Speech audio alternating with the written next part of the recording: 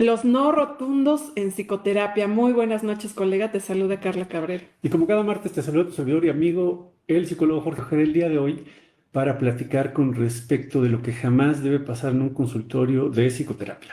Uno de los errores más comunes, sobre todo en psicoterapeutas en formación, es confundir la terapia con consejos, dar frases rápidas como déjalo, haz esto, no lo pienses tanto. Puede parecer útil en el momento, pero en realidad el cambio se genera a partir de la aceptación del consejo y la responsabilidad queda del lado del terapeuta. Y esto no es un proceso reflexivo que venga del usuario. Va a llegar el momento en que el consejo es un poco riesgoso. Esto se ve mucho, por ejemplo, en las situaciones en donde hay alguna persona, ¿no?, que tiene un problema amoroso y entonces de repente el terapeuta dice, déjala, ¿no?, o déjalo. Y a la siguiente sesión a lo mejor el usuario sí lo dejó y ya van 4 o 5 sesiones, que para mí son muchas. Y entonces a la sexta sesión resulta que pues ya regresaron con el susodicho, con la susodicha. ¿Y qué es lo que hace el terapeuta? Pues se pone a regañar al usuario, ¿no? Y entonces eso no tiene absolutamente nada de terapéutico. Aparte, por ejemplo, nosotros creemos que siempre que le damos un consejo al usuario, asumimos toda la responsabilidad del proceso terapéutico. Desde aquí les vamos a dar un ejemplo que es muy claro con respecto de una sesión de terapia familiar.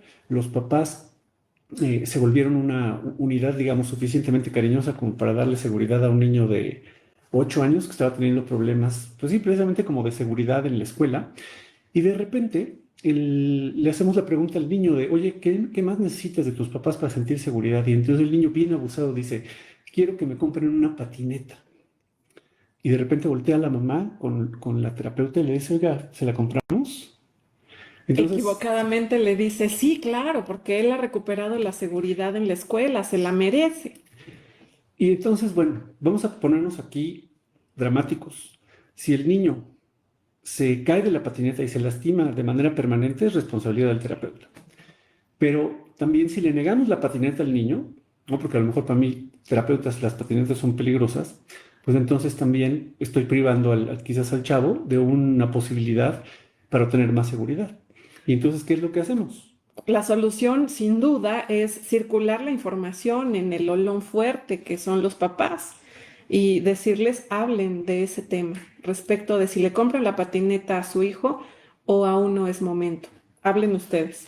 Y hacemos una conversación terapéutica donde ellos deciden y nosotros escuchamos cómo ellos están conversando, ya sea para corregir, para repetir esta comunicación o para decirles lo hicieron muy bien, De pero acuerdo, siempre queda en ellos la responsabilidad. de acuerdo a la técnica de escenificación del maestro Salvador Minuchin en terapia familiar. Entonces, los consejos no son terapia, así, fácil. Y no deben pasar, no deben ocurrir de ninguna manera en un consultorio de ningún psicoterapeuta. Muy bien, bien. De ninguna manera trabajamos sin la apertura del expediente clínico de acuerdo a la NOM 004-SSA3 de 2012, que en general se compone de consentimiento informado, aviso de privacidad, hoja frontal e historia clínica y notas clínicas, ¿no?, en una configuración muy básica del expediente clínico. Es un documento legal y es un respaldo que sirve como evidencia en caso que haya alguna controversia con los usuarios, ¿no? Y sobre todo respalda la continuidad del tratamiento, porque es un documento que realmente deja por escrito y en evidencia qué es lo que nosotros estamos haciendo en cada uno de nuestros procesos. Y dentro del expediente clínico está un apartado sobre un contacto de emergencia en caso de situaciones de riesgo. Nos preguntan mucho en las prácticas clínicas nuestros alumnos, oye Carla, si no tiene contacto de emergencia, ¿das la terapia? Nuestra respuesta es no. Si no hay contacto de emergencia, no damos la terapia, porque en caso de alguna situación de riesgo, nos va a costar muchísimo trabajo terminar el tratamiento como debe ser, con una hoja de referencia y rompiendo confidencialidad en caso de ser necesario. Si el usuario se niega a darnos ese contacto al final de la sesión y al principio de la sesión, es caótico, porque ¿qué vamos a hacer con un usuario que corre riesgo su vida en nuestro consultorio y ya tenemos en puerta al siguiente usuario? muy, muy difícil situación. Entonces, no trabajen sin expediente y sin contacto de emergencia. Luego, por ejemplo, también nuestros alumnos nos preguntan, oye, ¿qué pasa si los usuarios no quieren firmar el aviso de privacidad o no quieren firmar el consentimiento informado? Y nuestra respuesta es, pues no, no les ofrecemos el servicio, ¿no? Porque todos los tratamientos de psicología y psicoterapia, de acuerdo a esta norma, deben quedar autorizados por escrito, ¿no? Y también, de acuerdo a la Ley Federal de Protección de Datos Personales en posesión de los particulares, los usuarios tienen derecho a saber exactamente qué es lo que nosotros vamos a hacer con su información. ¿Podemos iniciar la sesión sin una historia clínica? Tampoco podemos iniciar la sesión sin la historia clínica, sin haber descartado precisamente todas estas situaciones de riesgo, sin el consentimiento informado. Entonces, de ninguna manera, si nos falta alguno de estos documentos o si nos falta alguna de estas informaciones que son esenciales para poder comenzar el proceso terapéutico, preferimos realmente negar el servicio. Vamos a ponernos dramáticos, como dices tú. Si el usuario dijera, la psicóloga Carla me obligó a venir y a tomar el tratamiento porque no hay ninguna evidencia legal de lo contrario, entonces el que tiene el mayor peso en su palabra es el usuario. Y nosotros estamos por los suelos y muy comprometidos, especialmente nuestra cédula profesional muy comprometida. Entonces, no trabajemos sin este documento esencial en los procesos psicoterapéuticos. Por ahí en alguno de los lugares donde yo tuve la oportunidad de trabajar, de repente la persona que estaba encargada de esta unidad me dijo, oye, quiero que trabajes con esta chica menor de edad y que no le abras expediente clínico, porque no debe quedar evidencia de que ella estuvo aquí. Y entonces, de repente, los alumnos me dicen, oye, ¿qué hiciste, no? Y lo que hice en ese momento fue decirle a esta persona, yo puedo atenderla, órale, la apertura del expediente clínico, pero tú vas a darme una carta a donde tú te haces responsable por todo el proceso terapéutico sin el expediente. Entonces ya, esta jefa me dijo, no, no, sí abre el expediente clínico, por supuesto que sí. ¿Por qué? Porque es la única forma en la que nosotros tenemos para respaldar qué fue lo que hicimos al interior de nuestros consultorios. Entonces siempre trabajan con expedientes clínicos. Nosotras jamás recibimos a pacientes que vienen de otros servicios de salud sin una hoja de referencia, ya que de acuerdo al sistema de referencia y contrarreferencia aquí en México, todos los intercambios de información en salud deben hacerse por escrito. Es muy común que los colegas o nuestros amigos, inclusive colegas, te digan, oye, te voy a mandar una pareja, te voy a mandar un paciente, te voy a mandar una familia. Y ahí tenemos una gran desventaja, porque podemos tener una relación muy estrecha con nuestros colegas, pero la única información válida en salud es la hoja de referencia. ¿Cuál es la evidencia clínica, por ejemplo, que yo tendría para atender a una pareja que viene referida por otro colega o por un psiquiatra? ¿Cuál es la evidencia clínica? Por ejemplo, luego nuestros alumnos nos dicen, oye, ¿cómo trabajo con un trastorno de ansiedad? Y aquí, bueno, obviamente pues, no hay una receta, ¿no? Pero la primera pregunta que nosotros les hacemos es, ¿de dónde viene este diagnóstico? O sea, ¿quién lo emitió? ¿No? Porque digo, ahorita está muy de moda de que los usuarios dicen, yo tengo ansiedad, ¿no? O yo tengo depresión. Y realmente no hay un documento como la hoja de referencia que nos diga, el psiquiatra lo atendió y el diagnóstico es A, B, C, D, F, G y se recomienda la psicoterapia por tales y tales y tales y tales circunstancias clínicas. Es muy importante hacer una diferencia entre un diagnóstico clínico emitido por un colega psiquiatra o psicoterapeuta o cualquier otro profesional de la salud y una descripción de lo que los usuarios nos están relatando respecto de su problema. Si nosotros tenemos clara esta diferencia, no vamos a tener un inconveniente con recibir a los usuarios clínicamente diagnosticados con su respectiva hoja de referencia. Luego, por ejemplo, los colegas nos dicen es que ustedes son muy especiales para recibir pacientes. ¿Por qué? Porque si no les manda uno una hoja de referencia, entonces no los reciben y creemos que estamos en lo correcto, definitivamente, porque no queremos empezar un tratamiento con una información, digamos, como distorsionada, como de dime y direte, sino más bien con algo que esté sustentado en una hoja de referencia y cuáles son los hallazgos clínicos que indican que el tratamiento que nosotros vamos a otorgar es el indicado. Claro. Muy bien. Nunca dejamos que los usuarios, en psicología y psicoterapia, nunca dejamos que los usuarios tomen el control de los tratamientos de acuerdo a este concepto de la capacidad de maniobra de la terapia centrada en el problema del Mental Research Institute. Y quizás, ¿no? Podemos estar contradiciendo, ¿no? Como las posturas posmodernas de que el cliente es el experto en el problema, etcétera, etcétera. Sí, a lo mejor en la descripción del problema el cliente es el experto, pero realmente los que saben qué hacer, ¿no? En lo técnico, Somos nosotros los psicoterapeutas. claro. Y entonces imagínense, ¿no? ¿Qué desventaja sería de que yo de repente le llamo a Carla y le digo, ¿sabes qué? Quiero que atiendas a mi hijo José Juan de 16 años. Y en la primera sesión quiero que le apliques 3 pruebas proyectivas y 3 de inteligencia y que me des los resultados. A la siguiente sesión quiero ir yo a platicarte de mis preocupaciones. Y a la siguiente sesión, ahora sí ya quiero que nos veas a toda la familia. ¿Quién tiene la capacidad de maniobra? ¿Quién tiene el control del tratamiento? Pues el usuario, ¿no? Y esta filosofía de la terapia centrada en el problema, de que los usuarios no deben tener ningún tipo de control sobre el tratamiento, viene precisamente de que su sentido común, a partir de su sentido común, ya han hecho muchas cosas para resolver el problema. Y entonces, si este sentido común, digamos, como que impera en el proceso terapéutico, vamos a obtener exactamente los mismos resultados. Voy a usar esta metáfora, pero si nosotros damos pie a estas peticiones que nos hacen nuestros consultantes, luego parece que tenemos una madeja de estambre enmarañada y no encontramos la punta para salir de ella.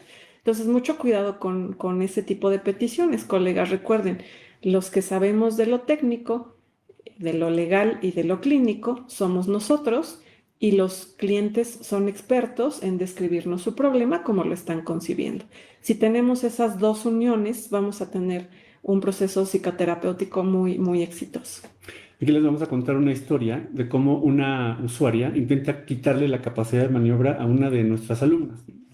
Y es un escenario muy, digamos, como muy sui generis, porque esta chica estaba obligada a atender a la usuaria. Luego llega la usuaria a una unidad de salud mental pública y le dice a la terapeuta, ¿sabes qué?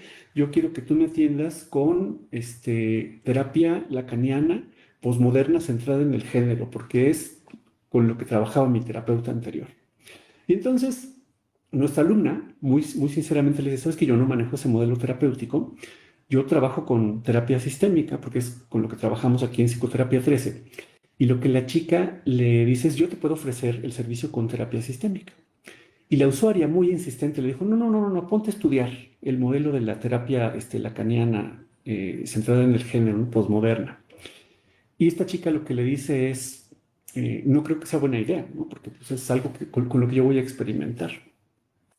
Y al final del día, lo que hizo esta chica fue decirle, ok, yo te puedo atender, pero no estoy segura de que los resultados que vayamos a obtener en este proceso terapéutico pues sean los adecuados.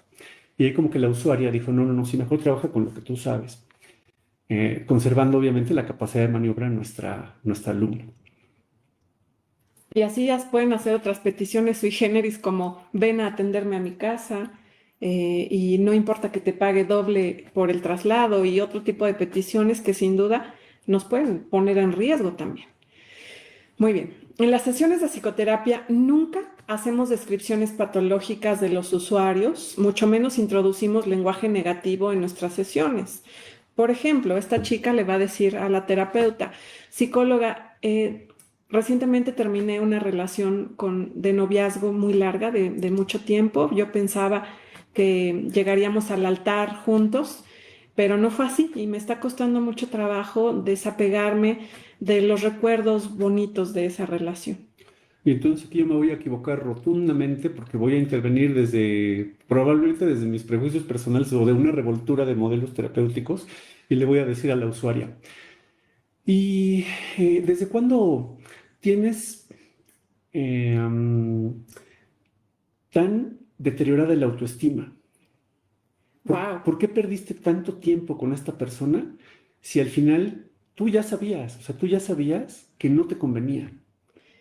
Fíjense cómo es una excelente forma de equivocarnos, porque estamos incluyendo lenguaje que la usuaria no usó, como esto de autoestima baja, y estamos patologizando su problema peor de lo que ella ya lo trae, ¿no? Entonces, es una excelente forma de equivocarnos. Rotundamente no.